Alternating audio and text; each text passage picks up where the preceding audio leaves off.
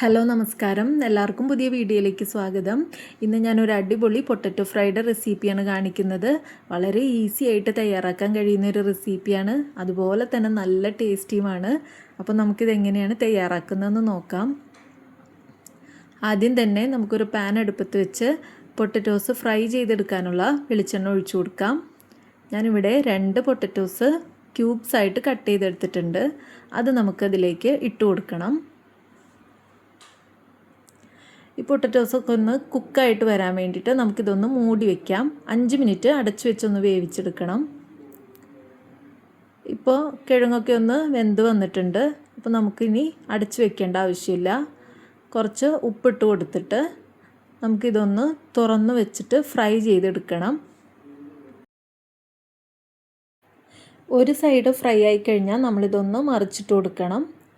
2 സൈഡും ഒന്ന് ഫ്രൈ ആയിട്ട് വരണം.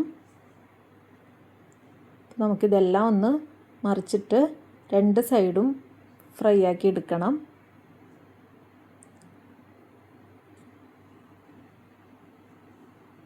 അപ്പോൾ കിഴങ്ങൊക്കെ ഒന്ന് ഫ്രൈ ആയി വന്നിട്ടുണ്ട്. നമുക്കിതൊരു പ്ലേറ്റിലേക്ക് മാറ്റി വയ്ക്കാം. ഇനി നമുക്ക് ഇതേ പാനിലേക്ക് തന്നെ കുറച്ച് കടുക് ഇട്ട് കൊടുക്കണം. കടുക് ഒന്ന് പൊട്ടിക്കഴിയുമ്പോൾ നമുക്കൊരു 6-7 അല്ലി വെളുത്തുള്ളി ചതച്ചത് ഇട്ട് കൊടുക്കാം. വെളുത്തുള്ളി ഒന്ന് നന്നായി ഒന്ന് മൂത്ത് വരട്ടെ. ഈ വെളുത്തുള്ളിയുടെയൊക്കെ ഫ്ലേവർ വരുമ്പോൾ നല്ല ടേസ്റ്റാണ് പൊട്ടറ്റോ ഫ്രൈക്ക്.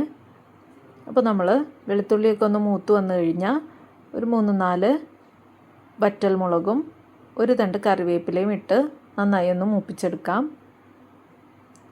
ഇതിലേക്ക് നമ്മൾ ഫ്രൈ ചെയ്ത് വെച്ചിട്ടുള്ള പൊട്ടറ്റോസ് ഇട്ട് കൊടുക്കണം. ഇതൊന്ന് നന്നായി ഒന്ന് മിക്സ് ചെയ്ത് കൊടുക്കാം.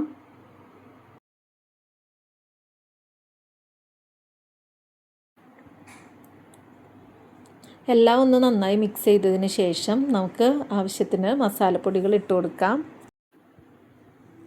1/4 ടീസ്പൂൺ മഞ്ഞൾപ്പൊടി, 1/2 ടീസ്പൂൺ മുളക് പൊടി, 1/2 ടീസ്പൂൺ ഗരം മസാല, 1/4 ടീസ്പൂൺ പെരുംജീരകം പൊടിച്ചത്, ഇത്രയും ചേർത്ത് നമുക്ക് നന്നായി ഒന്ന് മിക്സ് ചെയ്ത് കൊടുക്കാം. പൊടികളുടെ പച്ചമണം മാറുന്നത് വരെ നല്ല രീതിക്ക് മിക്സ് ചെയ്യണം. മസാല എല്ലാ ഭാഗത്തും പിടിക്കുന്ന വിധത്തിൽ നല്ല രീതിക്ക് യോജിപ്പിച്ച് കൊടുക്കണം.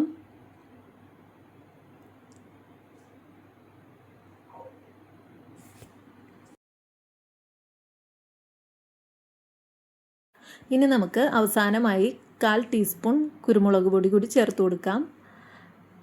എന്നിട്ട് നന്നായി ഒന്ന് മിക്സ് ചെയ്ത് കൊടുക്കണം. അപ്പോൾ ഇത്രയേ ഉള്ളൂ, നമ്മുടെ പൊട്ടറ്റോ ഫ്രൈ തയ്യാറായി കഴിഞ്ഞു. ഈ മസാലകളൊക്കെ ചേരുമ്പോൾ ഒരു പ്രത്യേക ഫ്ലേവറാണ് ഇതിന്. അപ്പോൾ നിങ്ങളെല്ലാവരും ഒന്ന് ട്രൈ ചെയ്ത് നോക്കണം. നല്ല ടേസ്റ്റി ആയിട്ടുള്ള ഒരു റെസിപ്പിയാണ്.